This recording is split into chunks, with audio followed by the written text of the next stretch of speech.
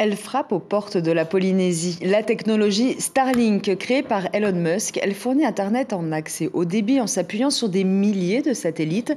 Pour l'heure, pas d'autorisation ni d'interdiction formelle de s'abonner ici au Fénois.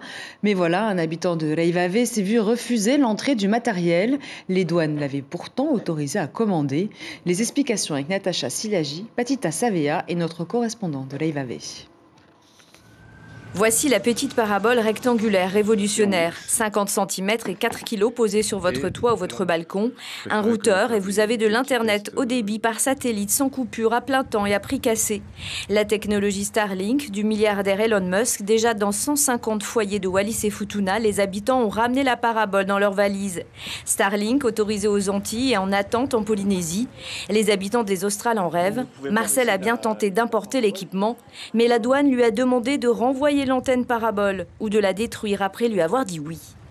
Or, le problème, c'est que la douane m'écrit plus tard, seulement le 27 juillet, pour me dire que finalement, le matériel n'est pas autorisé sur le territoire.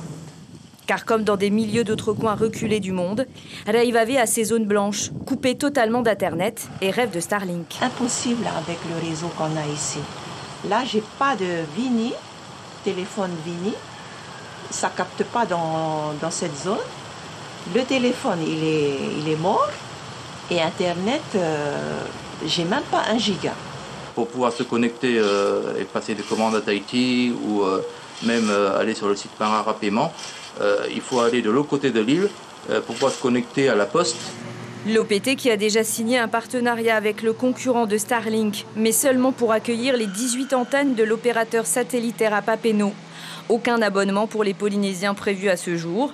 S'agissant de Starlink, l'OPT se défend de vouloir boycotter la société. C'est complètement faux. On va travailler avec eux. Après, s'ils ne veulent pas travailler avec nous, après, c'est la réglementation qui s'applique, effectivement. Mais en tous les cas, on est dans un état d'esprit, nous, ouvert, positif. J'ai déclaré dans toutes mes déclarations médiatiques et publiques.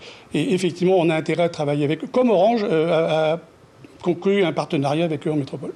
Tout dépend de ce qu'on arrive à mettre en place avec eux. Si on est en confrontation directe, ça va être très difficile. Il faut chercher des partenariats. L'usage de Starlink sur un bateau est toléré en Polynésie. 40 000 francs pour l'équipement et 5 000 francs d'abonnement mensuel pour une connexion 100 fois plus rapide. Avec Starlink, on a Internet full power en permanence. Pour un coût moindre. Pour un coût moindre, et c'est une révolution pour le monde de la navigation. La communication avec les proches, surtout la météo, des informations, enfin ça change la navigation. Starlink, c'est 1 million d'abonnés dans le monde, dont 10 000 en France. En Polynésie, les télécommunications sont de compétence pays et l'attribution des fréquences de compétence État. Quel sera le choix final pour connecter les Polynésiens? À voir.